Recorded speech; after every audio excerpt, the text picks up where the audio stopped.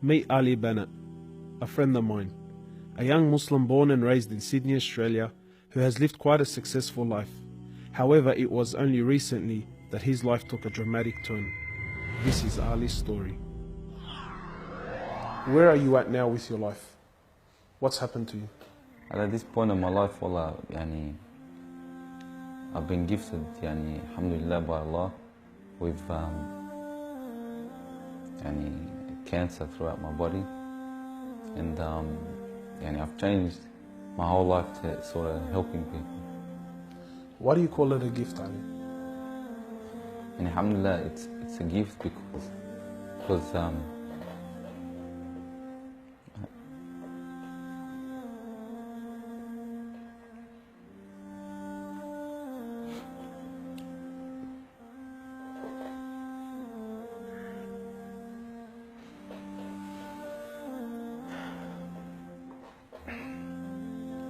and it's a gift because Allah's given me a chance to change.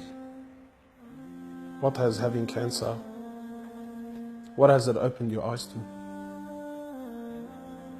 SubhanAllah, everything in life, even the smallest gift, like breathing fresh air.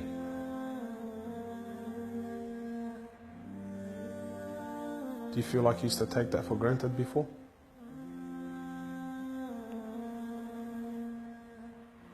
How long have you had cancer? 4 months now. Ali was diagnosed with stage 4 cancer and given only 7 months to live. Upon finding the news, he immediately sold his successful business and was forced to reconsider the lavish lifestyle he was accustomed to. Everything was to change. Ali, what was your reaction when you came to know you had cancer? I got rid of my cars, I got rid of my watches, even my clothes. I took them with me overseas and I gave them to a lot of people up there. Alhamdulillah. So I wanted to try to leave this world without anything. So you were on a mission to get rid of your dunya.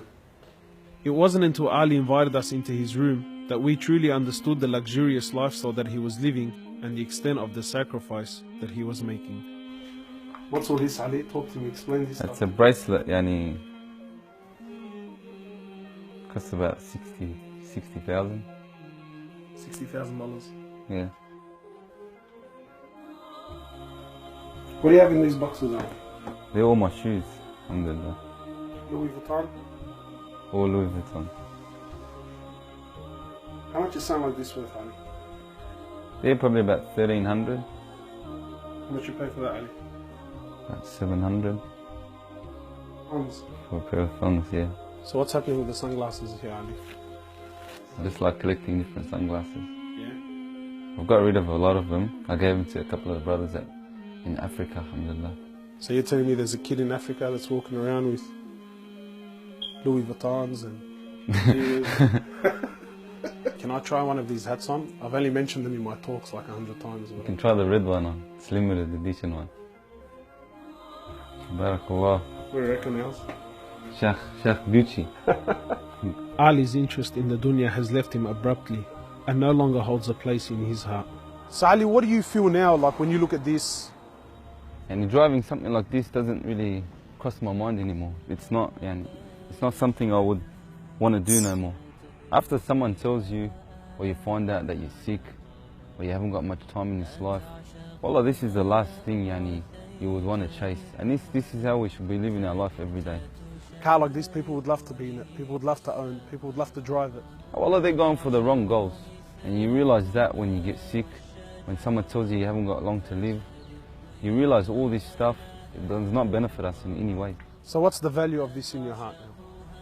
This is worth one pair of thongs for a little African child with no thongs. Wallahi, it's worth more than me to see him smile with a pair of thongs than own one of these. Wallah al-Azim. Ali has since dedicated the remainder of his life and wealth to helping those who are far less fortunate than him. After an emotional journey to Africa, Ali has established a charity titled Muslims Around the World Project. The organization wasted no time in the construction of a masjid and a school in Africa to serve as an ongoing charity for him when he finally has to depart this world. Well, it all started from when I went to the cemetery when a brother that has cancer passed away. And I was at the cemetery and I was just thinking to myself, you know, after you go, there's nothing. There's no one there for you. No mother, no father, no brother, no sister, except for your deeds. And even your money is not going to be there for you. So the only thing that's going to be there for you is a sadaqah. And that's the only thing that's going to help you gradually through your time in the grave till you get to the ultimate destination. As the reality of death further sinks in, Ali spends most of his personal time in preparing himself for his final meeting with his Creator, Allah. The Prophet of Allah says, sallallahu alaihi wasallam, more or less, he says, he who loves to meet Allah, Allah loves to meet him. And he who hates to meet Allah, Allah hates to meet him. Are you loving to meet Allah? Because of this cancer, I've been advised by one of the brothers to take a special drug to help me with pain and stuff. And subhanAllah, it's very strong. I took a bit too much and I came into a whole different world within not knowing where I was, and it was very hard for me. And subhanAllah, I actually seen things I've never seen before.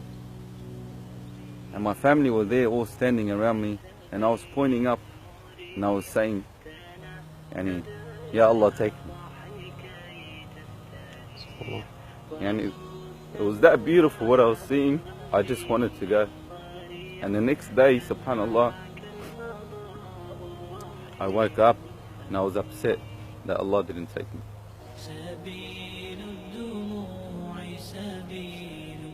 Well, I ask Allah subhanahu wa ta'ala to purify you and to give you shifa, and to keep you around us for a long time. Allah, may Allah subhanahu wa ta'ala reward you.